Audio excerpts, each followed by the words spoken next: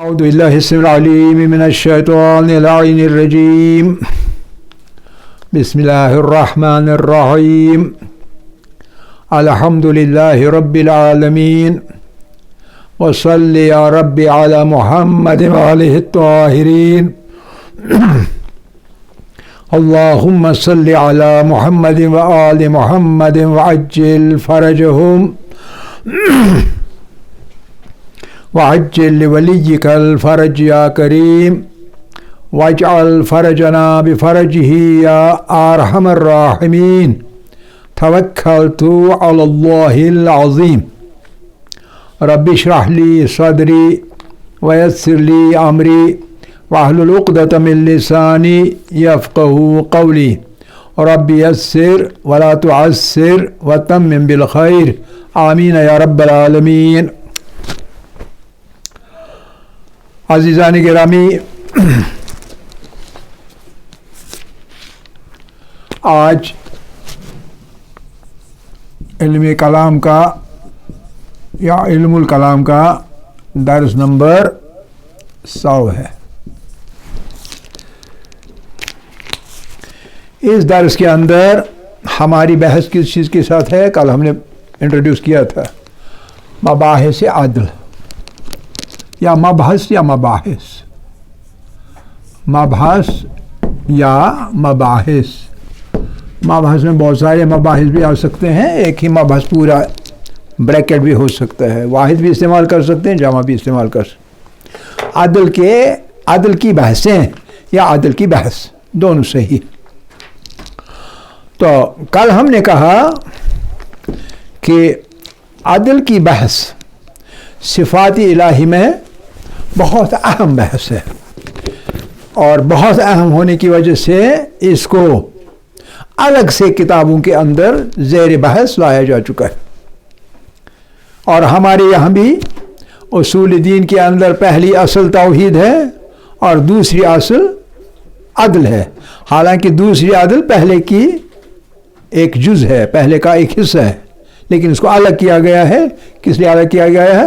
تاکہ ہم سمجھ لیں کہ عدل کی بحث جو ہے وہ ایک بنیادی بحث ہے، بنیادی طور پر اہم بحث ہے۔ کلیئر؟ اور اہم بحث ہونے کی وجہ سے، بہت ضروری بحث ہونے کی وجہ سے تمام صفات میں سے الگ کیا گیا ہے، اہمیت کے لحاظ سے، امپورٹنس کے لحاظ سے، اور اس بحث کو الگ چیپٹر کے اندر ڈیل کیا جاتا ہے۔ اوکے؟ اب اس بحث کے سلسلے میں ہمیں پہلے یہ سمجھنا ہوگا کہ عدل کسے کہتے ہیں، عدل کی ڈیفینیشن کیا ہے، عدل کس چیز کو کہتے ہیں۔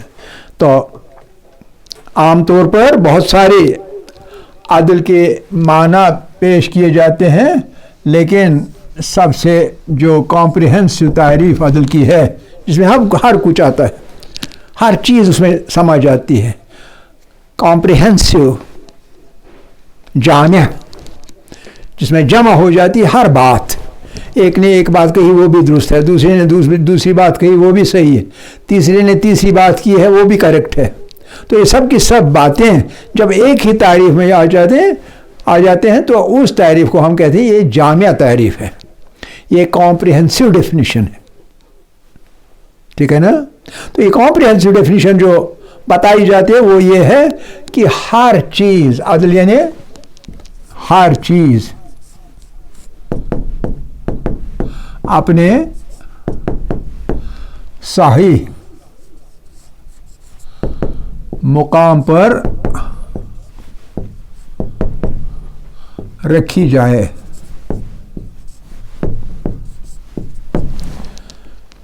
یہ تعریف موسٹ کمپریہنسو ڈیفینیشن سمجھی جاتی ہے، یعنی اس میں ہر کچھ سمجھ جاتا ہے۔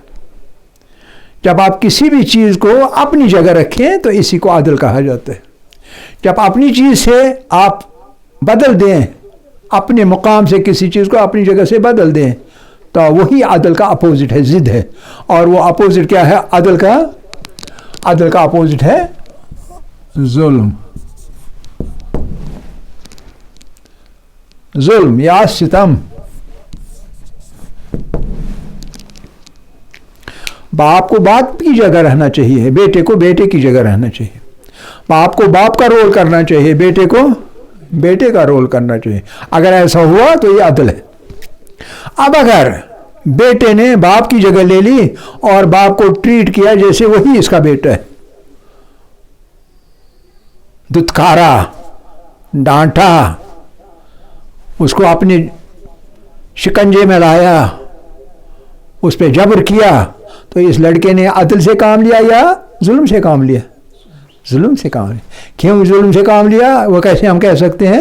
وہ اس لیے کہتے ہیں کیونکہ باپ کو جیسے بیہیو کرنا چاہیے تو باپ کو ویسے ہی بیہیو کرنا چاہیے، اور بیٹے کو جیسے بھی بیہیو کرنا چاہیے اس کو بیٹے کے طور پر ہی اپنا طور طریقہ رکھنا چاہیے. اب جب ایسا ہوگا تو یہ عدل ہے، عین عدل ہے. ٹھیک ہے نا؟ آپ کا دل جو ہے، ہمارا قلب جو ہے، یہ ہمارا قلب کس کی رہنے کی جگہ ہے؟ اللہ کی جگہ مخصوص ہے ہمارا دل. ہر انسان کا دل اللہ کی جگہ ہے. یعنی آپ کے دل میں سب سے زیادہ جو قلبی لگاؤ ہے وہ کس کے ساتھ ہونا چاہیے؟ اشد حب للہ. سب سے زیادہ محبت کس سے ہونی چاہیے؟ اللہ سے ہونی چاہیے. اپنے ماں سے بڑھ کر، اپنے باپ سے بڑھ کر، اپنے بھائی سے بڑھ کر، اتنا ہی نہیں، ہر چیز سے بڑھ کر، دولت سے بڑھ کر، مال و دولت سے بڑھ کر، خواہشات سے بڑھ کر. کبھی کبھی ہمیں اپنی خواہشیں بڑی پسند ہوتی ہیں، بڑی پیاری ہوتے ہیں، جب تک نہ وہ پوری ہو جائے ہم چھٹکارا ان کو نہیں لینے دیتے. ٹھیک ہے کہ نہیں؟ لیکن یہ پیاری جگہ اصل میں کس کی تھی؟ اللہ کی تھی. اب اگر اللہ کی جگہ ہم نے ایک بت کو دے دی، پوجنا تو اللہ کو ہے اور وہ بھی محبت سے، اور ہم اس کو پوجنے کے بجائے ایک بت کو پوج رہے ہیں، اللہ کو پوجنے کے بجائے ایک حاکم کو پوج رہے ہیں، اللہ کو پوجنے کے بجائے دولت کے پجاری بن چکے ہیں، اللہ کو پوجنے کے بجائے ہم دنیاوی آسائشوں کے پجاری بن چکے ہیں. تو کیا ہم عدل سے کام لے رہے ہیں یا ظلم سے لے رہے ہیں؟ ظلم سے کام لے رہے ہیں. اور جب ظلم سے کام لے رہے ہیں اس کا مطلب یہ ہے کہ ہم مومن نہیں رہ چکے، بلکہ ہم نے کون سا کام کیا؟ یا تو کفر کہیں گے یا تو منافق کہیں گے، لیکن مومن قطعاً نہیں رہے. کیونکہ ہم نے اپنے دل میں، جو ہمارا دل ہے، جس کی وہ جگہ تھی اس کو وہاں سے نکالا اور اس کے بدلے میں کوئی اور وہاں بسایا، کسی اور چیز کو جگہ دے دی، یا کسی اور طاغوت کو جگہ دے دی، یا کسی اور انسان کو جگہ دے دی. مثال کے طور پر ایک ماں ہے تو اپنا سب کچھ نشاور کرتی اپنے بیٹے پر، بیٹی پر، کسی پر، اپنے جو اس کا اپنا لخت جگر ہے اس پر سب کچھ نشاور کرتی اور اللہ کو بھول جاتی. تو وہ قلبی جگہ وہ اس نے کس کو دے دی؟ غیر اللہ کو، جو اللہ نہیں ہے. تو گویا اس نے ایک جگہ غصب کر لی، جو کسی کی تھی وہ غصب کر لی اور غصب کر کے کسی اور کو دے دی.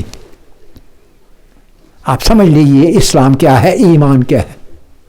ایمان یہ ہے کہ اللہ جو ہے اس کے لیے حب جو ہے، محبت، اشد، سب سے شدید، اشد، سب سے شدید، اشد حبا للہ، اشد حبا للہ.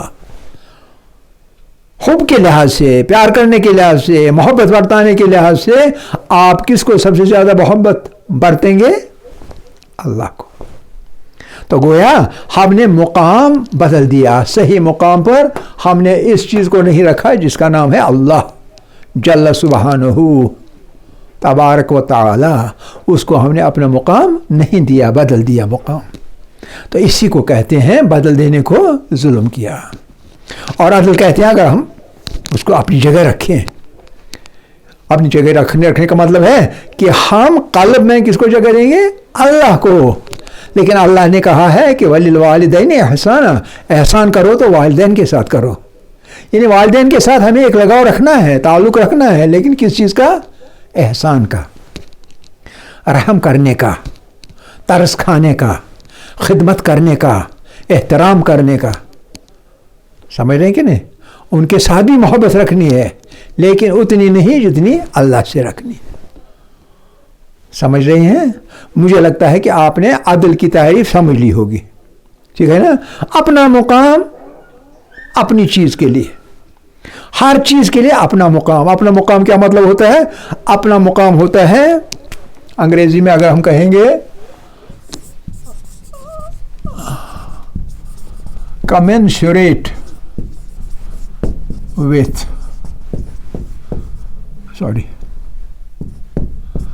commensurate with, कोई चीज़ मुनासिब किसी चीज़ के साथ, एक चीज़ वो मुनासिब तौर पर है एक जगह, दूसरी चीज़ के लिए मुनासिब है दूसरी जगह, तीसरी चीज़ के मुनासिब है तीसरी जगह। कमेंसरेट यानी मुनासिब, appropriate, proper, proper place. Commensurate का मतलब होता है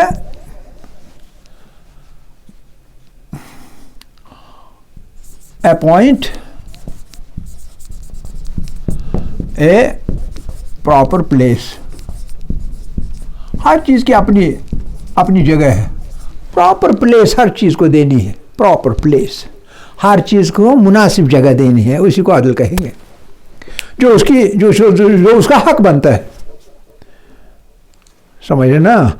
आप अपने इमोशंस में माँ बाप को रखें, उस्ताद को रखें, इन लॉज को रखें, कोई हर्ज नहीं, लेकिन जो कल्ब है, कल्ब का जो सेंट्रल, इसको कहते हैं अंग्रेजी में सैंक्टम सैंक्टिटोरियम, खासुल खास जगह, मुक़द्दस जगह, वो अल्लाह की है, वहाँ अल्लाह को ही रखें। हत्ता कि प्रॉफिट्स, इमाम्स वगैरह भी उस जगह नहीं रहेंगे, उसके आसपास रहेंगे। बात क्लियर हो रही है नहीं? तो हर चीज़ को अपनी प्रॉपर प्लेस दे देना, appoint A proper place to everything, this is Adal, this is justice. सही? अच्छा, अब मुझे बताइए, दो चीज़ है, एक आदल है, ये सेकंड पॉइंट, ये पहला पॉइंट था, ये दूसरा पॉइंट। एक आदल है और एक है अफ़आल या फ़ियल। अब ये गौर कीजिए इस बात पे, ये बहुत डेलिकेट पॉइंट है, ये वाला पॉइंट, आदल और अफ़आल। मुझे बताइए, एक चीज़ है, एक कॉन्सेप्ट है आदल का, जो हमने समझ लिया क्या है। एक है हमारे अफ़आल, हमारे काम, हम कुछ करते हैं, काम करते हैं, गरीब को खाना खिलाते हैं, समझ ना? और कोई खाना नहीं खिलाता है बल्कि चोरी करके छीन लेता है किसी से कुछ, ये उनके फ़ियल है, अफ़आल है। अब मुझे बताइए, अफ़आल से आदल उभरेगा या आदल से अफ़आल उभरेंगे? देखिए, ये बहुत अहम पॉइंट है, ये समझ लीजिए। एक अफ़आल है, दूसरा अदल है। क्या अदल में से निकलेंगे आपके अफ़आल, या आपके अफ़आल से निकलेगा अदल? अदल या जुल्म है? अफ़आल में से अदल निकलेगा। जब आपके अफ़आल अच्छे होंगे हम कहेंगे यही अदल है। अफ़आल में से अगर निकलेंगे तो अफ़आल बेसिक चीज़ बन जाएंगी, ये बेस बन जाएगी और ये पावर बन जाएगा। गौर कीजिए अच्छी तरह से समझ लीजिए। ये वाला टॉपिक जो है ना, इशायरा, मुअतज़िला, इमामिया, ये वाला टॉपिक तब समझ आएगा जब ये वाला पॉइंट आपकी समझ में आ जाएगा। एक पावर है, एक बेस है, ए रेज़्ड पावर 2, ए रेज़्ड पावर 3, 5, 4, 6 वगैरह वगैरह। पावर एक चीज़ है, बेस दूसरी चीज़ है। बेस अहम होती है, पावर आप जो मर्जी वो लगा दीजिए, ठीक है कि नहीं? अब बताना हमें ये है, क्या इसको बेस बनाएं और इसको पावर, या इसी को बेस बनाएं और इसको पावर? गौर कीजिए अच्छी तरह। इस शायरा कहते हैं, वही जो सजाद साहब ने कहा कि अफ़आल को हम बेस बनाएंगे और आदल को पावर बनाएंगे। यानी अल्लाह जो करता है عدل کرے گا تو عدل ہے، ظلم کرے گا تو وہ بھی عدل ہے. یعنی کرنا افعال، اصل چیز افعال ہے، اصل چیز افعال ہے. آپ سمجھ رہے کہ نہیں؟ تو ان اصل چیزوں پر ہم کہتے ہیں یہ عدل ہوا، لیکن یہ ٹیڑھی کھیر ہے، یہ سیدھی کھیر نہیں ہے. غور فرمائے گا، اچھی طرح سے غور فرمائے. افعال الہی میں، افعال الہی اللہ کے کاموں میں عدل کے انکاری ہیں اشاعرہ، جو کل ہم نے بات کی تھی انٹروڈکشن کے طور پر. وہ کہتے ہیں عدل اصل چیز نہیں ہے، اصل چیز ہے فعل.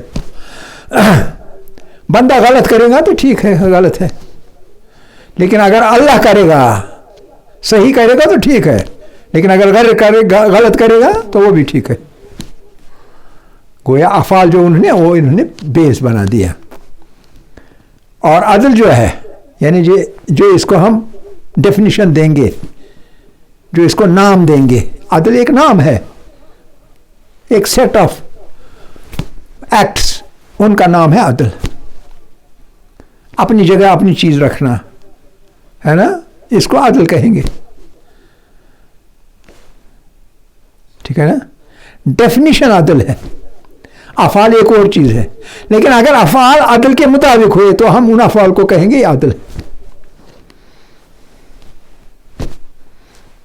یوں بھی آئیے یوں بھی آئیے تو یہ گول چکر بنے گا.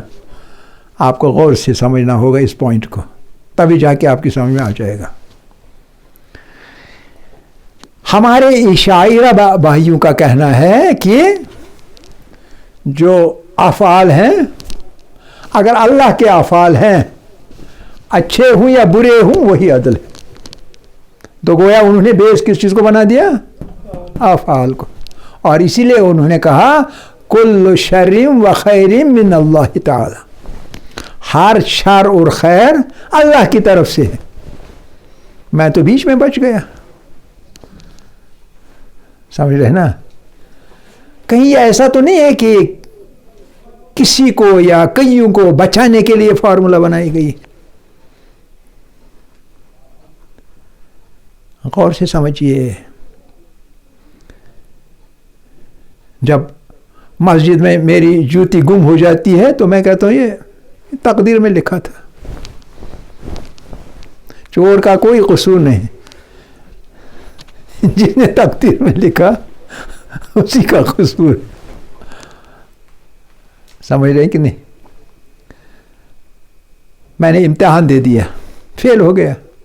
ماں باپ نے کہا یہ کیا کیا بھائی؟ کہا لکھا تھا تقدیر میں کیا کروں.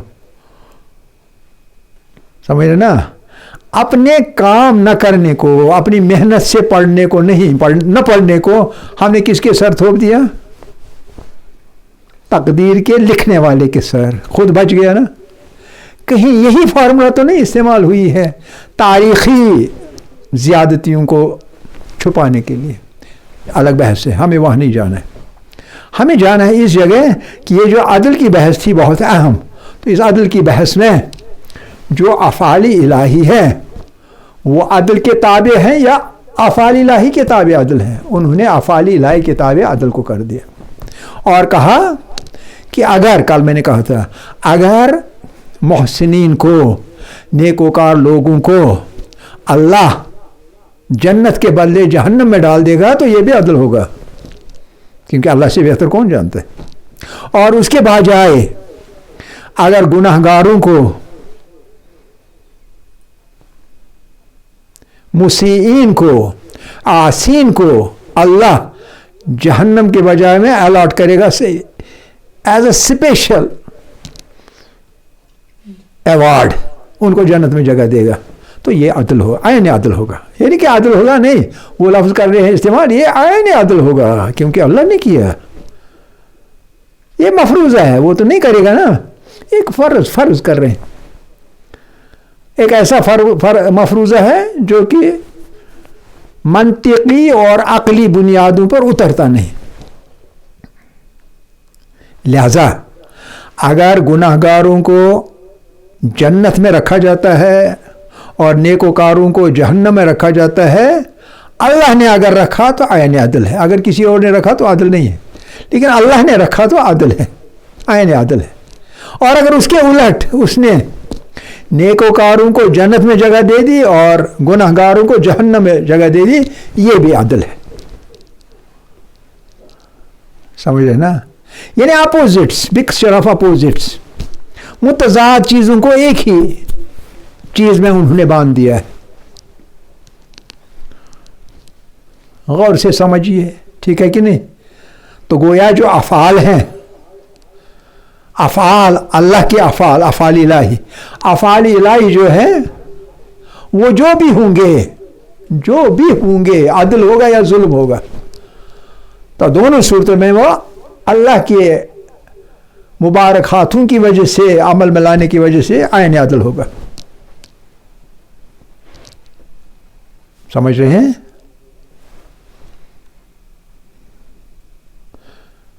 تو گویا ایک ایسی بات کہہ رہے ہیں جو کہ منطقی اعتبار سے درست نہیں آ رہے، کیونکہ کائنات میں ہر چیز کی ایک پراپر پلیس ہے، پراپر ہر چیز اپنی خاص جگہ ہے، مناسب جگہ ہے، موزون جگہ ہے، پراپر پلیس پر۔ تو پراپر پلیس اس سسٹم کو، اس نظام کو الٹا پلٹ ہو رہا ہے اس بات سے کہ افعال اچھے ہوں اللہ کے تب بھی عدل ہے، برا ہو اللہ کا تب بھی عدل ہے۔ اور مفروضہ یہ ہے، حالانکہ حقیقت یہ ہے کہ اللہ کے ہاتھوں برائی کا وقوع نہیں ہو سکتا، اللہ کے ہاتھوں عدل کا وقوع ہو جائے گا، کیونکہ وہ عدل الہی ایک فریز بن چکا ہے۔ ایک رحم کرنا الگ چیز ہوتی ہے۔ اگر گناہ گار کو اللہ جنت میں جگہ دے گا، کوئی وجہ ہوگی، بلا وجہ تو نہیں دے گا۔ وجہ کیا ہو سکتی ہے؟ وجہ ہو سکتی ہے ریپینٹنس، یا یہ کہ سہون کوئی گناہ کیا میں نے اور اللہ نے دیکھا، وہ تو سمیع بصیر ہے نا، اس کو پتہ ہے کہ یہ عمدن سے نہیں ہوا بلکہ سہون ہو گیا، تو سہو کے طور پر امکان ہے اگر واقعی میرے سبھی اعمال ٹھیک ہوئے تو اس ایک گناہ کو اللہ بخش سکتا ہے، کیونکہ وہ غفور الرحیم بھی ہے۔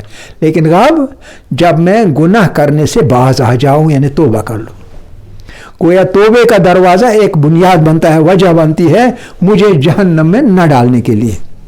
اگر میں اصرار کروں گناہ کبیرہ پر نہیں بلکہ گناہ صغیرہ پر بھی، تو میں عدالت کے رتبے سے گر جاتا ہوں۔ گناہ کبیرہ سے تو عدل کے رتبے سے آدمی گرتا ہی ہے، لیکن اگر گناہ صغیرہ، چھوٹے گناہ ہوں، ان پر بھی مگر میں اصرار کروں گا، نہیں مجھے کرنا ہے، آج بھی کیا، کل بھی کیا، پرسوں بھی کیا، باز نہیں رہتا ہوں، توبہ نہیں کرتا ہوں، تو تب بھی میں عدالت کے درجے سے گر جاتا ہوں، مجھے عادل نہیں کہلایا جا سکتا۔ جس کسی کو پتہ ہو اگر میں پیش نماز ہوا تو وہ میرے پیچھے نماز نہیں پڑھے گا، کہے گا یہ عادل نہیں۔ تو اس طرح سے جیسی گناہوں کی نوعیت ہو، نمبر 1۔ نمبر 2، بندے کا طریقہ کار کیا ہے۔ اگر توبہ کیا تب اللہ بخش سکتا ہے، اور ہر وقت صبح شام ہم دعا کرتے رہتے ہیں، رب عاملنا بفضلک ولا تعاملنا بعدلک۔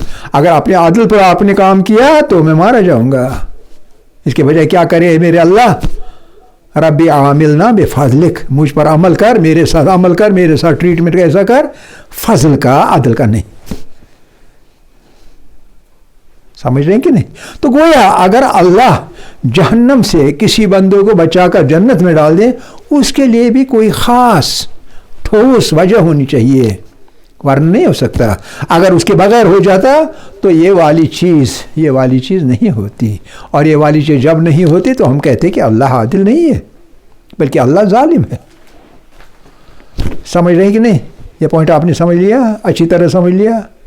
اب آپ نے یہ بھی پوائنٹ سمجھ لیا کہ اشاعرہ کا کہنا یہ ہے کہ افعال الہی میں عدل نہیں ہے، بلکہ افعال الہی کو نظر میں رکھتے ہوئے، خدا کے کاموں کو نظر میں رکھتے ہوئے، جیسے بھی ہوں، اچھے ہوں یا برے ہوں، جسٹ ہوں یا انجسٹ ہوں، جو کرنا چاہے وہ ہو یا جو نہیں کرنا چاہے وہ ہو، دونوں صورت میں اللہ عادل ہے۔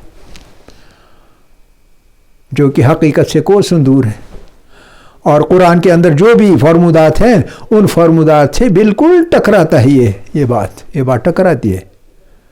چونکہ وقت ختم ہو گیا، انشاءاللہ کل اس کے بارے میں ہم آیات قرآنی پیش کریں گے، لیکن آپ کے ذہن میں یہ بات آ چکی ہوگی۔ یہ پہلا پوائنٹ ہے، کون سا؟ عدل کے اندر عدل اور افعال کا آپس میں رشتہ۔ دوسرا پوائنٹ جو اہم ہے وہ ہے عقل اور تعقل کا رشتہ، اور وہ انشاءاللہ کل۔ آخر دعوانا ان الحمدللہ رب العالمین والحمدللہ اولا و آخرا و ظاہرا و باطنا۔